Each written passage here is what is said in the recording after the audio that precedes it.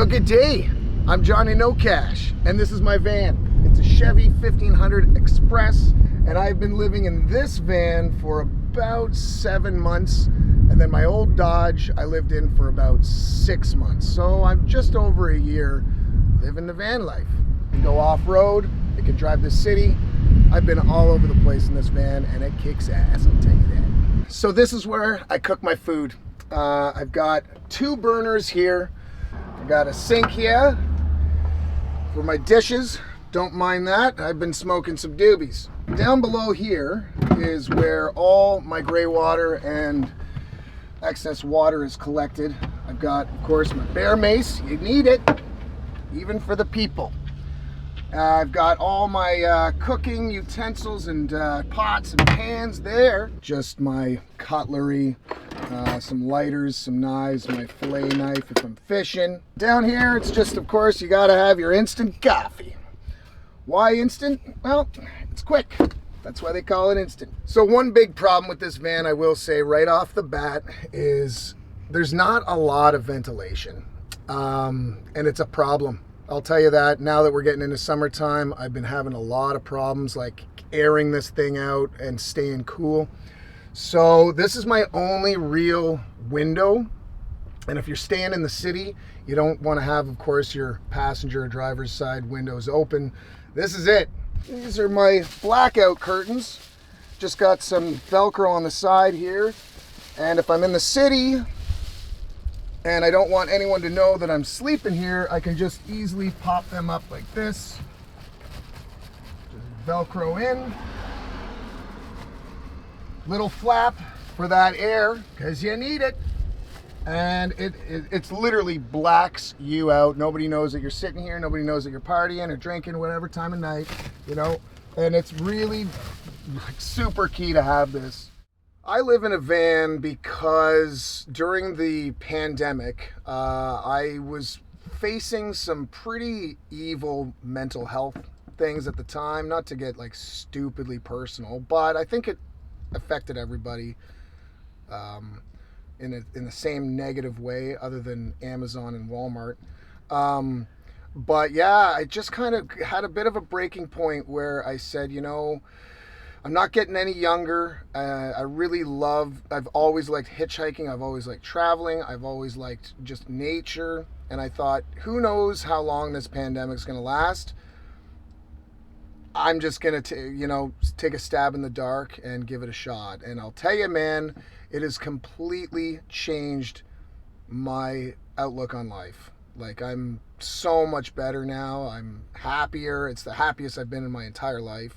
Best decision I've made, to be honest. Of course, there's a ton of sacrifices that you make, leaving your job, your friends, your family, all the community and the activities that you're a part of is always a big sacrifice. But man, my mental health was pretty bad at the time that I needed to make a very drastic change.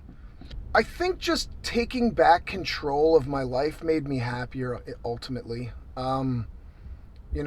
I was, I guess, a little fed up with being told what to do all the time. And I'm not talking about anything political. I'm really not. I'm just like generalizing in the sense that I needed to kind of have some control. And the second I stepped on the gas when I left, like for my first destination, I just screamed at the top of my lungs of joy and of liberty. It was just incredible feeling the wind, feeling alive again, not feeling as stagnant, being in my apartment for almost at that point 2 years type thing, right? And I was just like, man, I'm feeling like if there is a purpose to living, it's got to be to enjoy this very short period of time we have. And I felt it at that very moment. So it really changed my whole demeanor. Even people on my Instagram and stuff like that were saying, dude, like, you even sound different. Your voice sounds different. Your posture's different. The way you're even talking to us is different. Life isn't all that bad. You got a choice. There's opportunities out there, and I just went for it. Up here I've got some storage. I have all my music gear in this compartment, like my microphone, my interface, my headphones, all the cables I need to record music. This is my summer clothes.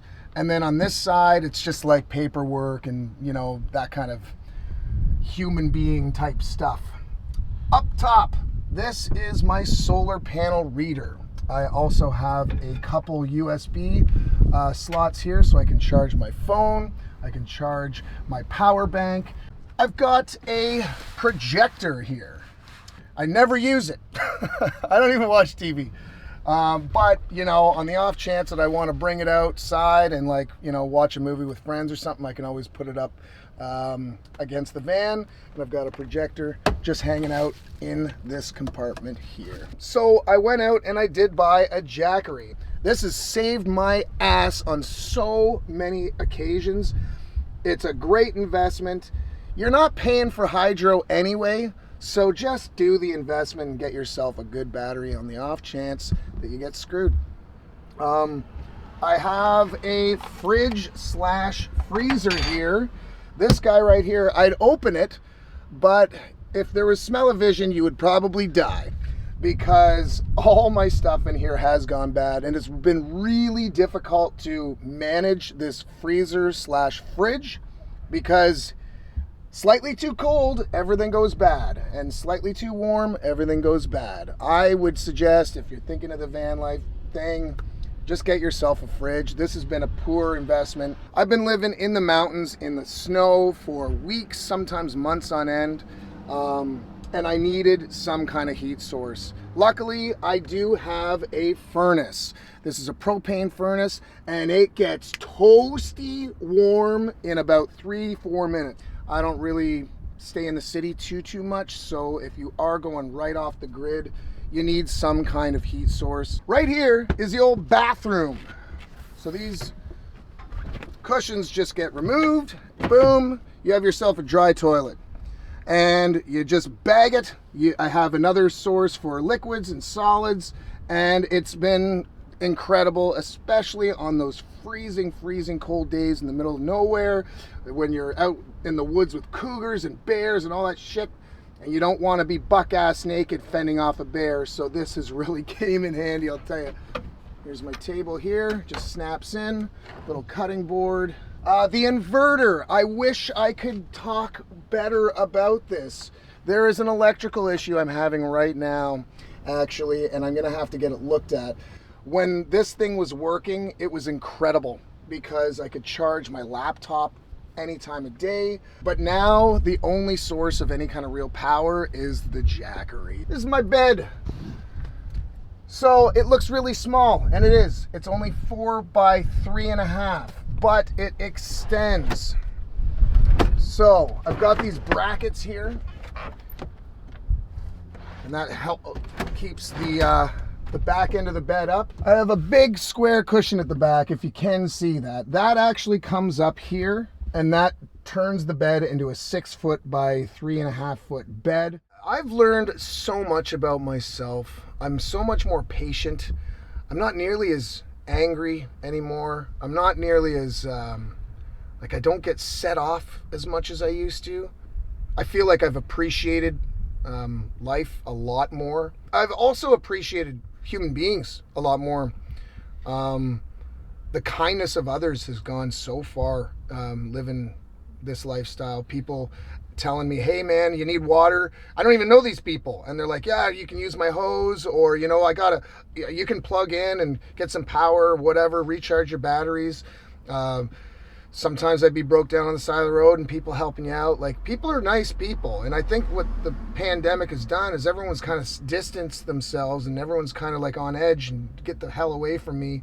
And for me, the experience was the polar opposite. I'm like, man, people are actually really helpful and kind. And I think before all this, I was just like, the hell with everybody. You know, everyone could die. You know, like, let's just burn the whole world. That's how like aggressive I was as far as like my negativity was concerned. And it just kind of cleansed everything. So here's all my clothes. This is where I have like my button-up shirts and my pants. So I have my light switches here, which turn on the roof lights. And then I have a kitchen light. So this is kind of a mess, but that's what camping's all about. It's never clean. I have all my camping gear back here, including my basketball. Hands down, one of the most important purchases I've ever made living in a van. This thing will charge your battery anytime that you break down. It'll pump your tires up, and it's even got a light if you need it for emergencies. This thing was about 130 bucks. Best $130 I've ever invested, because I've been breaking down, I've been losing battery power more times than I can count. I have 30 liters of water that I actually have tucked under here, and how I refill it is I have like a small little access keys over here, and I just pump it up with this. And of course, I got my hot water tank. I don't use this very often. I tend to prefer bathing in lakes or ponds or things like that, but this has come in handy. You know, the shower head just goes up here. You got yourself a warm shower, but of course you're using a lot of your water supply. Yeah, so this just folds up here, and I've got a barbecue right up here. All my like survival tools, my machete, my small little hand saw, which has come in huge handy while going down logging roads. Sometimes the trees will fall and block the roads, and I actually physically have to cut them down. I mean, I think everybody should do something wild in their life. Like, you got to give it a shot. You know, our knees are going to give out eventually. You know, our tolerance for the outdoors is going to get, a lot, less tolerant in time. And if you have the opportunity, it doesn't cost a lot of money. Like, and that's the other thing, is like you can literally rent a van or whatever for a couple weeks, throw in a mattress in the back, a small hatchet, get some wood, and go out and really just kind of, enjoy this absolutely gorgeous planet that sometimes we take for granted. We're so fixated on Netflix and Amazon and sitting at home and being caught up on what chef is making what. And it's like, make your own memories rather than talk about what, the latest Netflix thing is or whatever. And I've been telling my friends, like, just give it a shot. Like, I'm not saying van life. I'm just saying, like, just do something, like a risky choice that you're not going to regret. And I guarantee you won't regret it. As a musician, I've been recording on the road. I also have a podcast, so there's not a lot of room, but I've figured out a way to make it work. This is all my music gear. I've got my interface here, my headphones. It's an absolute mess, and that's the way I love it, since the sarcasm. So as you can see, I don't have a mic holder, so I just use this. Don't call me Johnny No Cash for nothing. So when I bring up the guitar, I'll just mic the body like this and record all my guitar tracks that way. And then I'll record all my vocal tracks separately. And like I said, when I'm doing my podcast, I just sit here with my camera phone for my A cam, and then a secondary Android phone for a B cam. And I just kind of fire it off like this. But this is all you need. This Scarlett interface, I think I got it for 150 bucks. It's only 2 channels, but it's everything I need for a podcast and for a solo musician. And I use a program called Reaper, which is a free program that you can download online. This is an SM58. You can get these at any pawn shop for probably 30 bucks tops. And then you just need a couple cables, but then you're set and you're good to go. And these mics are actually incredible mics for simple things like a podcast. And yeah, I just got my headphones here, and once I get all tuned up, I let her rip, boys. The benefits is, of course, your own freedom. Number one. Number two, you're meeting new people all the time. Different communities, different towns, villages, cities, and even though, Canadians tend to think that we're all alike, we're very different. And I mean, you go to a small backwoods town in Alberta or even up north in Ontario, and like they're cool people. Like they're outback folk. They're fishing, they're hunting, they love being outside. And me coming from the city, it was a very big departure from the way people look at life. What have been some of the challenges that you faced in this lifestyle? The weather, 100%, 1,000%. The weather just about broke me hard, man.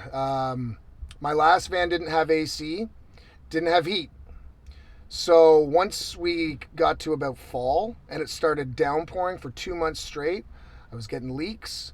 I had a wood stove in my last van, and it was a terrible wood stove. It was literally just smoking me out. And I was having to build shanties just to stay dry. So every time I'd go to a new camping spot and I built a shanty, I'm not even joking, like the rain was just so pummeling and decimating.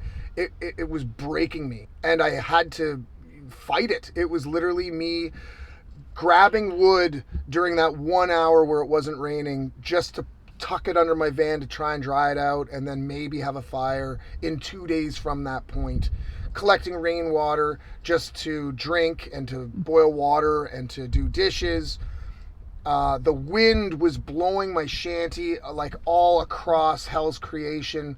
It was the biggest challenge I think I've had in my entire life. But I fucking did it, and I think like overcoming that was a huge accomplishment for me.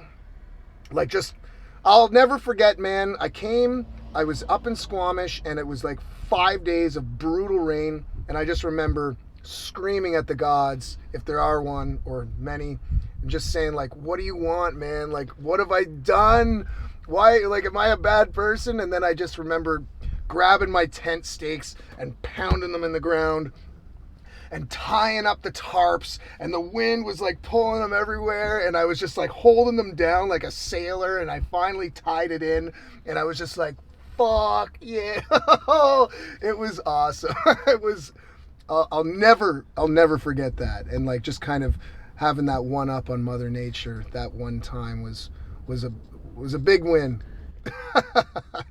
So my advice for somebody who's getting into van life would be, be prepared for very lonely days, weeks, perhaps. Like, I'm doing this solo.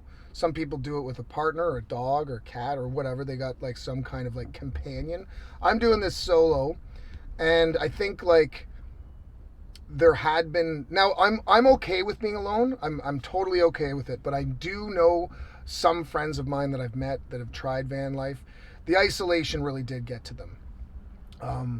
So I would really stress to be prepared for some of those really lonely nights, and sometimes your mind can come up with scenarios, and you can go into a dark place if you're not careful. But I mean, again, you're going to be exposed to so many new communities and cultures and people of all walks of life. And I'm not just talking about other van lifers. I'm just talking about some of the locals. You're going to find new shops, new local communities that have things that you've never even been exposed to, and you'd never experience it otherwise, right? So there's lots of pros and cons, but I think that's the same thing with living in an apartment or buying a house or, any other kind of lifestyle. I think this is just a little bit more extreme to some degree. You really got to ration your food a little bit more. You don't have an ice tray. There's small amenities that are out the window, right? So it's just a new way of kind of, swinging the bat at life.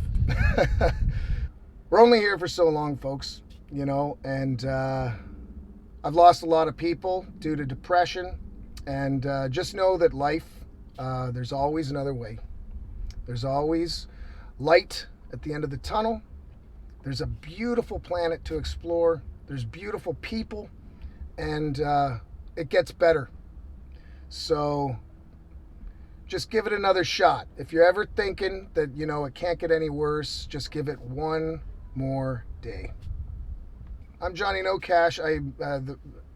My name is my band. So I play outlaw country. I play like kind of a hard rock folk. You can find all my stuff all over the internet on Spotify, Johnny No Cash. You can find me on Instagram, Johnny No Cash Official, and the same with Facebook. Thanks for watching, and if you enjoyed this video, please share it with a friend. Also, if you want to watch more alternative dwellings, we got a playlist popping up right here, and we release new episodes every single Sunday, so consider subscribing.